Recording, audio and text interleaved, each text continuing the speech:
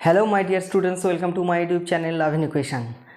আজকের আমি শুরু করছি Kolkata police, rail, PSC clerk, group D, panchayat, ANM, GNM এবং প্রত্যেকটা পরীক্ষার জন্য 10টা করে ম্যাথ নিয়ে একটা করে সেট কমপ্লিট করছি। ঠিক আছে, সেখানে পাচ্ছ তোমরা কি 10টা বিভিন্ন চ্যাপ্টারের ইম্পর্টেন্ট টাইপ ম্যাথ, এবং সেখান থেকে যদি তোমরা এইরকম কয়েকটা সেট কমপ্লিট করো তাহলে দেখবে তোমরা প্রত্যেকটা পরীক্ষার জন্য একটা কমন কনসেপ্ট তৈরি হয়ে যাচ্ছে। ঠিক আছে, তো আজকে শুরু করা যাক সেটের প্রথম ম্যাথটা। দেখো, আমরা অলরেডি বোর্ডে টুকে রাখা আছে। 1 নম্বরটা কি বলছে, a/3 = b/4 = c/7 হলে a+b+c/c-র ভ্যালু কত হবে। ঠিক আছে, আমি কি করছি দেখো, প্রথমে a/3 = b/4 = c/7 = কে ধরে নাও, কেটা হচ্ছে একটা ধ্রুবক পদ। তাহলে অতএব দেখো এখান থেকে a এর ভ্যালুটা কত, 80 আর 80 যদি সমান করে দিই তাহলে a = 3k। একইভাবে b/4 কের সঙ্গে সমান করলে b = 4k আর c = তাহলে কী হবে 7k। এবার কার ভ্যালু বের করতে বলেছে দেখো, a + b + c/c = তাহলে সেই ভ্যালুগুলো পুট করে দাও, 3k + 4k + 7k আর সির ভ্যালুটা কি 7k। তাহলে এটা যোগ করলে কত হবে দেখো, 14k/7k, কাটাকাটি করলে 2। তাহলে তোমার অ্যান্সার এর দাগেরটাই ট্রু। ঠিক আছে, নেক্সট ম্যাথটা দেখো, আশা করি সবাই বুঝতে পেরেছো। নেক্সট ম্যাথটা দেখো, বলছে 2 + √3 অনুবন্ধী করণী কত। অনুবন্ধী করণী কাকে বলে আগে জানতে হবে। করণীর অনুবন্ধী করণী চ্যাপ্টারে তোমরা শিখেছো যে দুটো করণী যদি যোগ করা যায় এবং তার যদি করণী নিরসন হয় তাকে অনুবন্ধী করণী বলে। কিন্তু আরেকটাও আছে, যে ধরো একটা করণী নিলাম x + √y, এর অনুবন্ধী করণী শুধু করণী যেটা আছে তার চিহ্ন বদলে দেবে, মানে এর অনুবন্ধী করণী কত, x - √y। দেখো এদের যদি যোগ করি তাহলে দেখো x + √y + x - √y, তাহলে √√ কেটে গেল 2x। তাহলে যোগ করলেও করণী নিরসন হচ্ছে, আবার গুণ করলেও করণী নিরসন হবে। দেখো x + √y আবার x - √y, গুণ করো a + b whole into a - b, কিসের সূত্র, a² - b² এর সূত্র। দেখো এটা করলে x² - y। ঠিক আছে, এখানে কিন্তু করণী নেই। তাহলে যে দুটো করণী গুণ করলে অথবা যোগ করলে করণী নিরসন হয় সেই দুটো করণীকে পরস্পরের অনুবন্ধী করণী বলে। বোঝাতে পেরেছি? তাহলে এখানে অনুবন্ধী করণীটা দেখো কোনটা আছে, শুধু এর চিহ্নটা বদলে দিতে হবে। তাহলে এর চিহ্ন বদলে 2 - √3, এটাই হচ্ছে এর অনুবন্ধী করণী। আশা করি সবাই বুঝতে পেরেছ। দেখো এখানে 3 নম্বর দাগের ম্যাথটা বলছে, একটি জিনিসের বিক্রয় মূল্যের ওপর 20% লাভ হলে, কার ওপরে লাভ হয়েছে, বিক্রয় মূল্যের ওপরে, তাহলে ক্রয় মূল্যের ওপর শতকরা লাভের হার কত সেটা জানতে চেয়েছে। দেখো আমরা যেটার উপর লাভ বলেছে, বিক্রয় মূল্যের ওপর লাভ বলেছে, তাহলে মনে করি বিক্রয় মূল্য 100 টাকা। এটা কোনটা ধরে নিয়েছি, বিক্রয় মূল্যটা 100 টাকা ধরে নিয়েছি। ঠিক আছে, তাহলে লাভ হয়েছে কত, 20 টাকা। 20% মানে 100 টাকার ওপর 20 টাকা লাভ হয়েছে, তাহলে 20 টাকা লাভ হয়েছে, এটা লাভ হয়েছে। তাহলে বিক্রয় মূল্যটা যদি 100 টাকা এবং লাভ যদি 20 টাকা হয় তাহলে ক্রয় মূল্য কত হবে, ক্রয় মূল্য সমান 100 - 20 টাকা সমান 80 টাকা।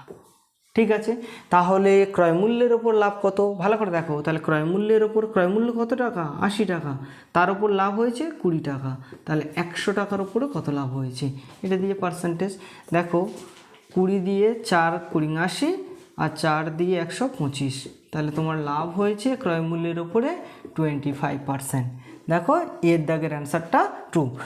এখনও যদি কারোর লাভ ক্ষতি চ্যাপ্টারের এখনও কনসেপ্ট যদি ক্লিয়ার করতে প্রবলেম হয়, তাহলে এই ভিডিওর শেষে লিঙ্ক দেওয়া আছে, আমার লাভ ক্ষতি চ্যাপ্টারের 4টে পার্ট আপলোড করা আছে, তোমরা দেখে নিতে পারো।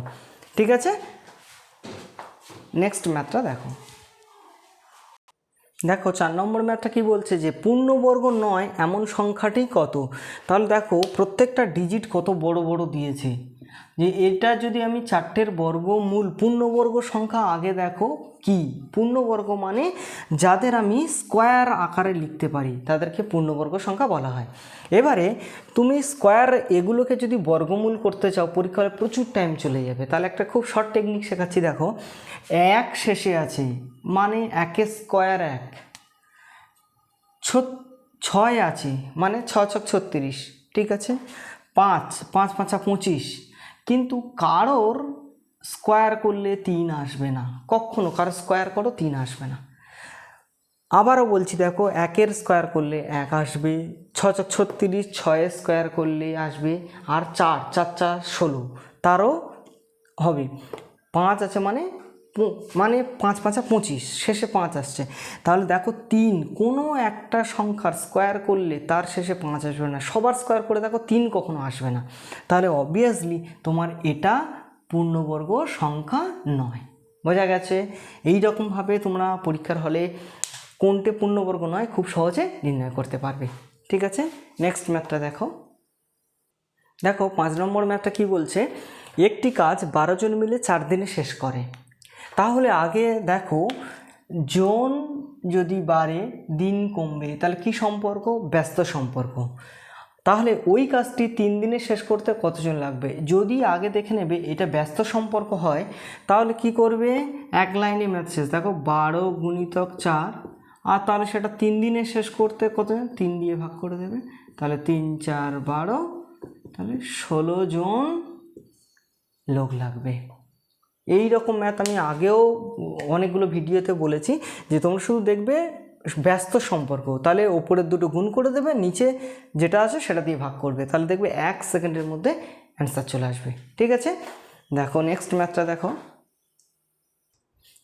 6 দাগের ম্যাথটা দেখো, বলছে কোনটি বড়? দুটো সংখ্যা দেওয়া আছে 4√5 আর 5√4, এর মধ্যে কোনটি বড় তোমার জানতে চেয়েছি। এই রকম সংখ্যা থাকলে সবসময় স্কোয়ার করে নেবে। এটা স্কোয়ার করলে 4 গুণিতক 4 গুণিতক 5 হবে, 5 7 80, আর 5√4 যদি করো তাহলে দেখো এটা স্কোয়ার করে নিলে তাহলে 5 × 5 × 4, তাহলে 100। তাহলে কোনটা বড়? 5√4 বড়। তাহলে তোমার অ্যান্সার বিদ্যাগেরটা। ঠিক আছে, বুঝতে পারলে? 7 দাগের ম্যাথটা দেখো, বলছে x 6 9 ক্রমিক সমানুপাতি হলে x এর মান কত? ক্রমিক সমানুপাতি মানে কি আগে জানতে হবে।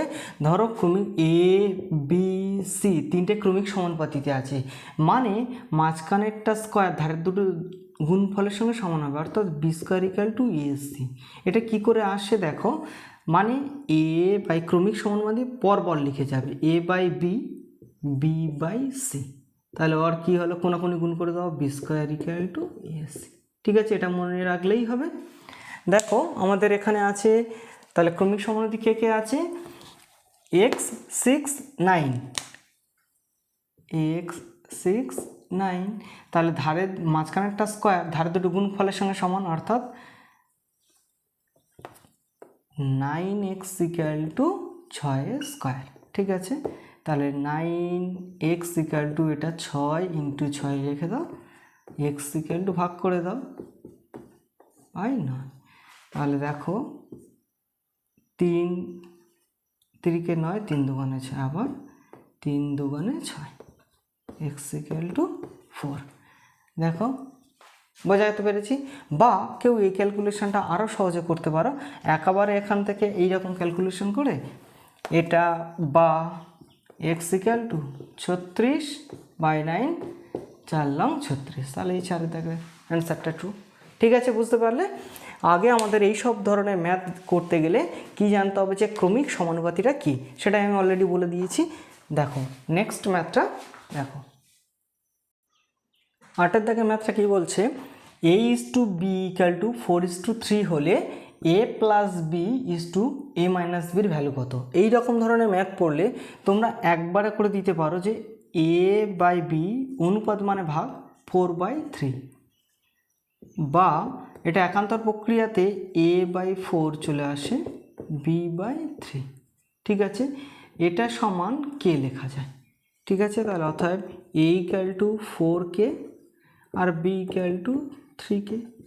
ঠিক আছে, এবার দেখো a + b অনুপাত মানে ভাগ, তো সেইটা বসিয়ে দাও। a ভ্যালু 4k + 3k, আবার 4k - 3k, তাহলে 7k/1 মানে শুধু k, তাহলে কে কেটে গেলে 7:1। দেখো তোমার এর দাগের অ্যান্সারটা ট্রু। বুঝতে পারলে, সব সময় এইরকম অনুপাত থাকলে তোমরা একান্তর প্রক্রিয়া চেঞ্জ করে এর আর বির ভ্যালুটা বের করে নিয়ে এখানে পুট করে দেবে, দেখবে তাহলে খুব ইজিলি ম্যাথটা হয়ে যাচ্ছে। নেক্সট ম্যাথটা দেখো, 9 দাগের ম্যাথটা কি বলছে যে বার্ষিক সরল সুদের হার কত হলে 5 বছরের সুদ আসলের 1/5 হবে। অর্থাৎ তুমি কি দেখো, সুদ বলেছে আসলের 1/5, মানে আসল যদি 5 টাকা হয় তাহলে সুদ হবে 1 টাকা। এই অংশ বা অনুপাত দেওয়া থাকলে সেখান থেকে টুক করে সুদ আর আসলটা বের করে নেব। তাহলে দেখো, আর এখানে সময়টা কত বলেছে, সময় 5 বছর।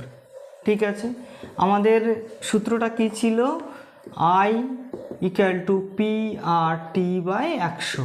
ঠিক আছে, তো আমার আর নির্ণয় করতে হবে, মানে 100I/PT, 100 × I এর ভ্যালু মানে সুদের ভ্যালু 1, P মানে আসল 5 টাকা, সময় 5 বছর, তাহলে 5 × 5 = 25, 4 × 25 = 100 মানে 4।